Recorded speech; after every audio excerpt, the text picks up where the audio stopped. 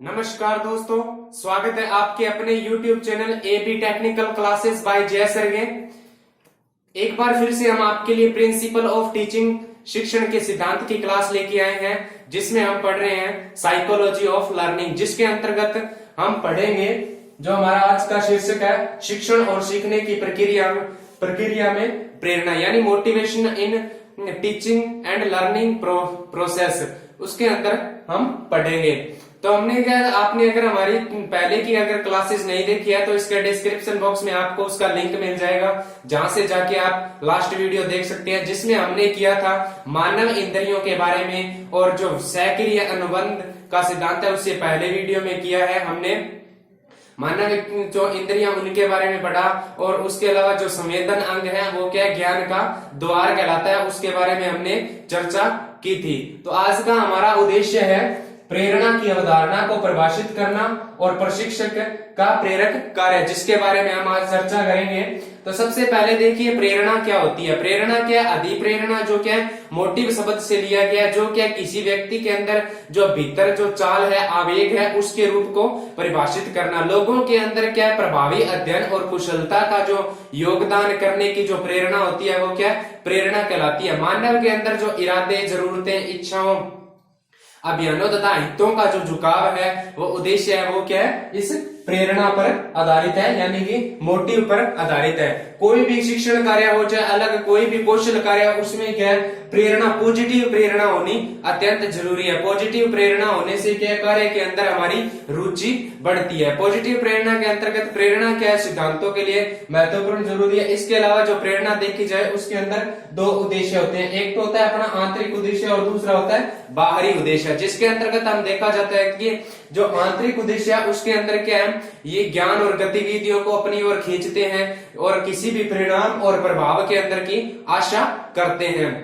उसके बाद देखा जाए बाहरी उद्देश्य, बाहरी उद्देश्य को किस प्रकार परिभाषित कर सकते हैं कि जो धन अर्जित करने के लिए कौशल सीखा जाए वो क्या बाहरी उद्देश्य के अंतर्गत आता है। उसके बाद हम देखेंगे सुदृढ़ीकरण, रेनफोर्समेंट क्या होता है। रेनफोर्समेंट क्या होता है कि जो सीखने की प्रक्रिया को प्रभावित करने का कारण क्या है सुदृढ़ीकरण या रेनफोर्समेंट होता है, जिसके अंतर्गत हमें क्या है कोई भी कार्य करते हैं हम, एक व्यक्ति अगर कोई कार्य करता है उसको क्या सुखद अनुभव प्राप्त होता है उसमें, तो वो क्या उस क्रिया के उस कार्य को करने में या उस कौशल को दोहराने में क्या अपनी रुचि दिखाता है। अगर उसमें नकारात्मक है तो कोई कार्य उसको करने में आगे कुछ सीखने को मिलता है, लेकिन वो क्या कम कर सकता है सुखद अनुभव की तुलना में।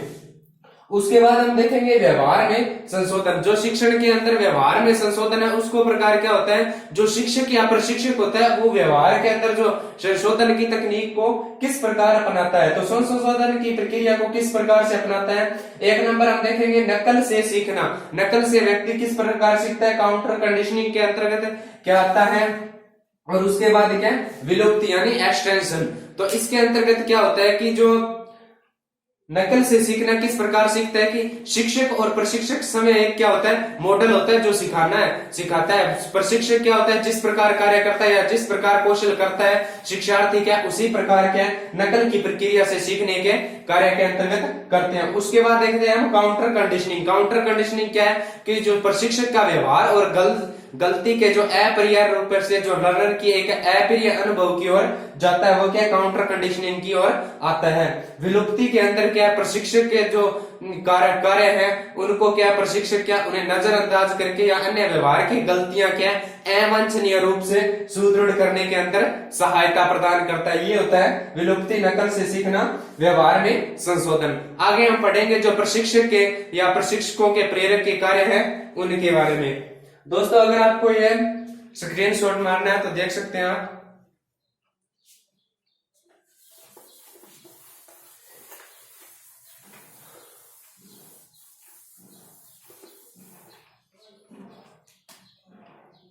आगे हमारा टॉपिक है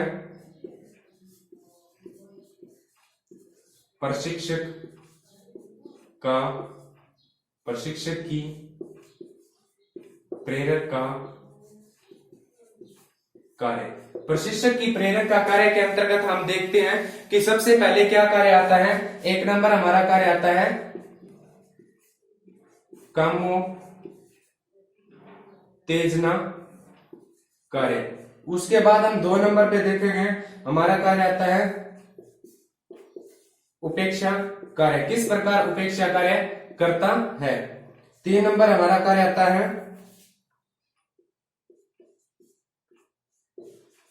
प्रोत्साहन कार्य। नेक्स्ट अपना कार्य है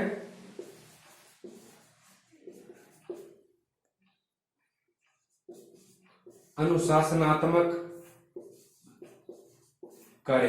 प्रशिक्षक या जो अपना टीचर या अनुदेशक होता है वो क्या इस प्रकार से जो कामोत्तेजना कार्य, उपेक्षा कार्य और प्रोत्साहन कार्य और अनुशासनात्मक कार्य के अनुसार प्रेरणा प्रदान करने में किस प्रकार हमारी सहायता प्रदान करता है। तो हम उसके अंतर्गत देखेंगे कि जो शिक्षकों के अंदर क्या है, शिक्षकों के अंदर दिलचस्पी बढ़ाने के लिए क्या कामोत्तेजना को प्रभावित करता है और उन्हें क्या जमाए रखने के लिए कार्य करता है। सीखने के अंदर जो ध्यान है, जिम्मेवारी है, पाठक की पाठ प्राप्त करने की तत्परता है, नींद और जो भावनात्मक विस्फोट दोनों से बचने के लिए क्या है इस कामोत्तेजना का होना अत्यंत जरूरी है। उसके बाद उपेक्षा कार्य। उपेक्षा कार्य का मतलब होता है कि हम कोई कार्य कर रहे हैं तो उसकी उपेक्षा क्या है, हमारे से प्रशिक्षक क्या अपेक्षा रखता है कि हम वो कार्य सक्सेसफुल कर सकें, इसका वर्णन करें। उसके बाद प्रोत्साहन का कार्य। प्रोत्साहन का कार्य किस प्रकार होता है कि अपने जो कौशल कर रहे हैं उस कौशल में या जो अपना निर्देशात्मक लक्ष्य है उस लक्ष्य को प्राप्त करने में शिक्षार्थियों को प्रशिक्षक किस प्रकार से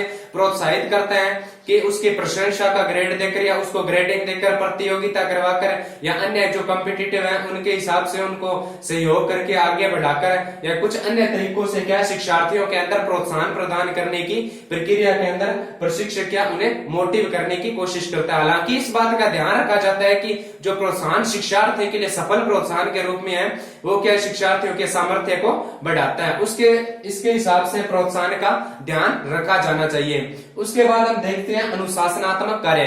कोई भी अगर कार्य है तो उसके अंदर क्या इनाम या दंड के उपयोग से, अध्ययन से क्या शिक्षार्थियों के व्यवहार को क्या नियंत्रित किया जा सकता है और उनके अनुशासन को बनाए रखा जा सकता है, जिसके हिसाब से क्या वांछित प्रक्रिया वैकल्पिक इनाम का या दंड का प्रावधान करके सबसे प्रभावी प्रक्रिया हो सकती है कि अनुशासनात्मक जो तकनीक है, जो अनुशासनात्मक या इफेक्टिव फंक्शन है उसके अंदर क्या अर्थपूर्ण तरीके से संयोजन करके उसके प्रतिफल को बहाली किया जा सकता है या इसके प्रशिक्षक के द्वारा गैर धमकी भरी तरीके से भी अपनाया जा सकता है। उसके बाद हम देखेंगे दोस्तों प्रेरणा की तकनीक। प्रेरणा की तकनीक के अंतर्गत क्या है, प्रशिक्षक या जो प्रशिक्षु होता है वो क्या नकारात्मक जो सुदृढ़ीकरण है उससे बचना चाहिए। लेकिन जो कार्य सुदृढ़ीकरण के अंदर मैंने आपको बताया कि पॉजिटिव व्यक्ति होना चाहिए, पॉजिटिव के अंदर और हम कोई कौशल सीखते हैं अगर उसमें हमें सुखद अनुभव प्राप्त होता है तो हम क्या उस कार्य को दोहराने के लिए भी कार्य करेंगे।